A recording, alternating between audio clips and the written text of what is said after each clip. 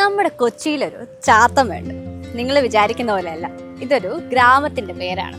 അങ്ങ് പനങ്ങാട് വേമ്പനാട് കായലാൽ ചുറ്റപ്പെട്ട ഒരു മനോഹര ഗ്രാമം.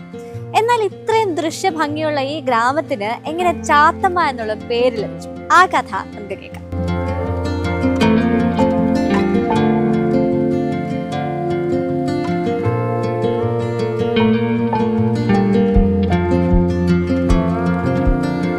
ഈ ചാത്തമ്മയിൽ എന്ന് പറഞ്ഞു കഴിഞ്ഞിട്ടുണ്ടെങ്കിൽ ഈ പള്ളിയൊന്നുമില്ല. ആ സമയത്താണ് വളരെ കഷ്ടപ്പാടും ബുദ്ധിമുട്ടുകളുള്ള സമയം.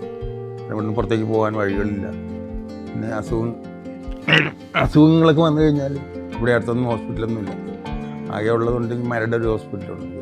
ആ സമയങ്ങളിൽ ഒരു വയനെങ്കിലൊരു അച്ഛനുണ്ട്, ഒരു 100 വർഷം മുമ്പ്. പുള്ളി ഇവിടെ വന്നിട്ട് ഈ പള്ളി സ്ഥാപിക്കുന്നു. അത് നിത്യസഹായ മാതാവിൻ്റെ നാമധേയത്തിലുള്ള ഇന്ത്യയിലെ ആദ്യത്തെ പള്ളിയുണ്ട്. ആ പള്ളി സ്ഥാപിക്കുന്ന കാലഘട്ടങ്ങളിൽ ഇവിടെ പണ്ട് പറയുന്നത്, കാരണവന്മാർ പറഞ്ഞു കേട്ടില്ല, ഈ വസൂരി എന്നുള്ള അസുഖം ഒന്ന് മരിക്കുന്ന ആൾക്കാരെ കൊണ്ടൊന്ന് തള്ളുന്ന ഒരു സ്ഥലമായിരുന്നു ചാത്തൻ. ഹേവ അങ്ങനെയുള്ള കുറേ കാര്യങ്ങളുമായിട്ടൊക്കെയാണ് ഇവിടെ ആൾക്കാർ കഴിക്കുന്നതെന്നാണ് പണ്ടത്തെ.